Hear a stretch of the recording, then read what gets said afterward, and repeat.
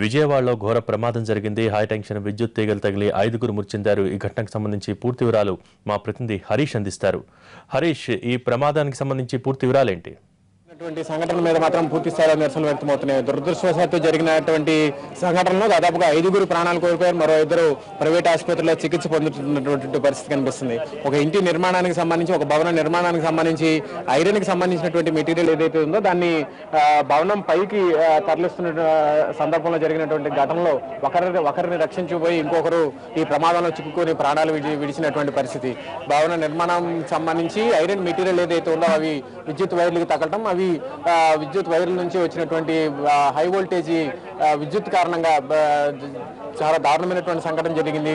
దాదాపుగా 10 మంది ప్రమాదంలో చిక్కుకోగా 5గురు మాత్రం ప్రాణాలు కోల్పోయినటువంటి పరిస్థితి. మరో 2 పరిస్థితి ఇంకా విషమంగా ఉంది. ప్రైవేట్ ఆసుపత్రిలో చికిత్స పొందుతున్నటువంటి పరిస్థితి. ఈ సంఘటన మీద మాత్రం అధికారులు కూడా పూర్తిగా స్పందించలేదు అన్నటువంటి విమర్శలు వ్యక్తమవుతున్నాయి. ప్రమాదం జరిగిన వెంటనే ఏదైతే విద్యుత్ హై టెన్షన్ వైర్లు కావడంతో వీటిని లోకల్ గా ఆపడానికి, లోకల్ గా ట్రాన్స్ఫార్మర్ మాత్రం అందుబాటులో లేకపోవడం, దూర ప్రాంతం ఉండడం, అదే సమయంలో అధికారులకు ఫోన్ చేసినప్పటికీ కూడా ఫలితం లేకపోవడంతో ఈ ప్రమాదం జరిగినటువంటి పరిస్థితి కనిపిస్తుంది. అధికారులు వెంటనే స్పందించినా కూడా ఇంత ప్రాణ నష్టం ఉండేది కాదని చెప్పి స్థానిక నివాసితులు అభిప్రాయపడుతున్నటువంటి పరిస్థితి. ఈ వ్యవహారం మీద మాత్రం రాజకీయ పార్టీలన్నీ కూడా నిరసనలు వ్యక్తం చేస్తున్నాయి. మనతో మాట్లాడేందుకు వైకాపా నేత గౌతమ్ రెడ్డి ఉన్నారు. చెప్పండి.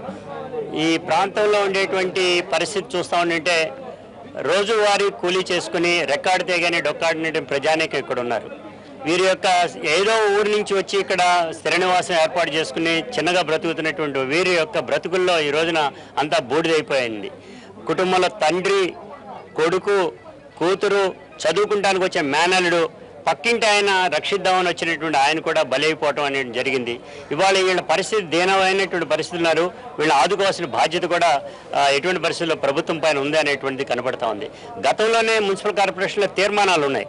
పైనుంచి వెళ్ళేటువంటి హైటెన్షన్ వైర్లన్నీ కూడా ప్లాస్టిక్ వైర్లతో పాటు వేయాలని, అండర్ గ్రౌండ్ అవసరమైన చోట అండర్ గ్రౌండ్ కేబులింగ్ వైర్ కూడా వేయాలనేటువంటి తీర్మానం ఉన్నా ఆ తీర్మానాలను పట్టించుకోకపోవడం వలన ఇంత పెను ప్రమాదం సంభవించింది అనేటువంటి కనబడింది.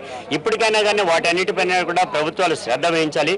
అదే పద్ధతిలో చంద్రబాబు నాయుడు గారు అసెంబ్లీలో ప్రకటించిన పద్ధతి ప్రకారంగా ఏ ప్రమాదం జరిగినా కానీ 4 నుంచి 5 లక్షల వరకు కూడా ఎక్స్గ్రేషియా ప్రకటిస్తానని చెప్పారు. దాన్ని వెంటనే కూడా ఇవ్వటం మంచిది అనేటువంటిది కూడా వైఎస్ఆర్ పార్టీ నుంచి డిమాండ్ చేస్తున్నాం.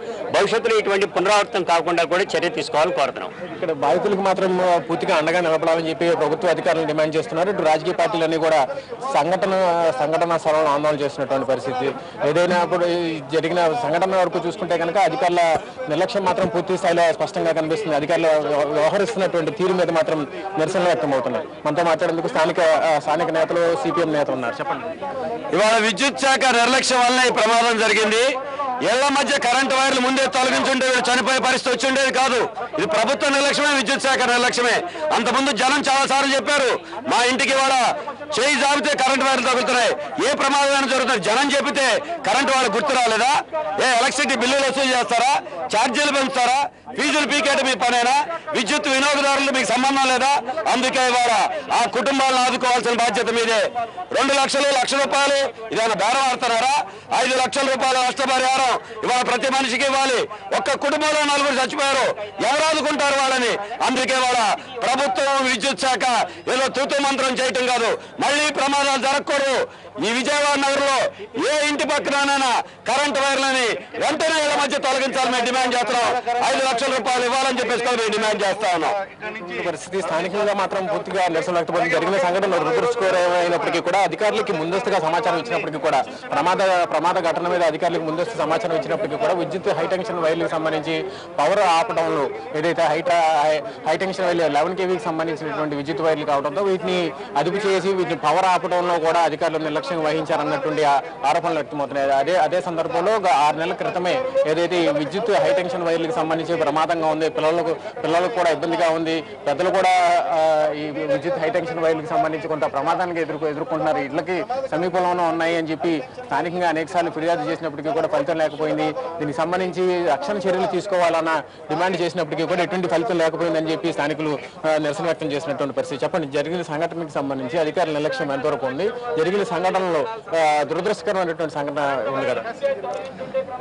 ఖచ్చితంగా విద్యుత్ శాఖ నిర్లక్ష్యం తప్ప ఇంకోటి కాదు ఇది. ఈ ప్రాంతంలో లో లయింగ్ ఏరియాలో ఎప్పటి నుంచో విద్యుత్ రైళ్లు వెళ్తా ఉన్నాయి.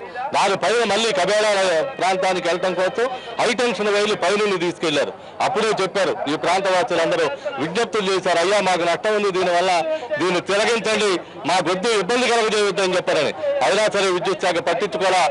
దాని పరిహారంగా ఈ రోజు 5గురిని బలి తీసుకున్నటువంటి నేపథ్యంలో విద్యుత్ శాఖ నిర్లక్ష్యానికి పూర్తి బాధ్యత వహిస్తూ ప్రభుత్వం తలకు 5 లక్షల రూపాయల నష్టపరిహారం ప్రకటించాలి. 5 × 5 25 లక్షల రూపాయల నష్టపరిహారాన్ని తక్షణం చెల్లించాలి. ఇక్కడ ప్రభుత్వం తరఫున కలెక్టర్ గాని జాయింట్ కలెక్టర్ గాని ఎవరైనా సరే వచ్చి ఇక్కడ న్యాయం చేయాల్సినటువంటి అవసరం ఉంది. ఊరికి పైపైన మాటలు చెప్పి రాజకీయాలు చేయడం కోసం కాదు, ఇక్కడ తప్పనిసరిగా నష్టపరిహారాన్ని చెల్లించాలని చెప్పి డిమాండ్ చేస్తా ఉన్నాం. ప్రభుత్వం తక్షణం స్పందించాలని కోరుతా ఉన్నాం. ఇది ఉన్నటువంటి పరిస్థితి. ఏది స్థానికంగా జరిగినటువంటి సంఘటన మీద మాత్రం రాజకీయ పార్టీలు కూడా డిమాండ్ చేస్తే బాధితులు నష్టపరిహారం చెల్లించాలని చెప్పి డిమాండ్ చేస్తున్నారు. అంటే అధికారుల నిర్లక్ష్యం విద్యుత్ హై టెన్షన్ వైర్లు ఉన్నప్పటికీ కూడా పట్టించుకోలేదన్నటువంటి ఆరోపణలు వ్యక్తమవుతున్నటువంటి పరిస్థితి కనిపిస్తుంది. Bhogi. Okay, thank you Harish. బులెటిన్లో షార్ట్ బ్రేక్ తీసుకుందాం.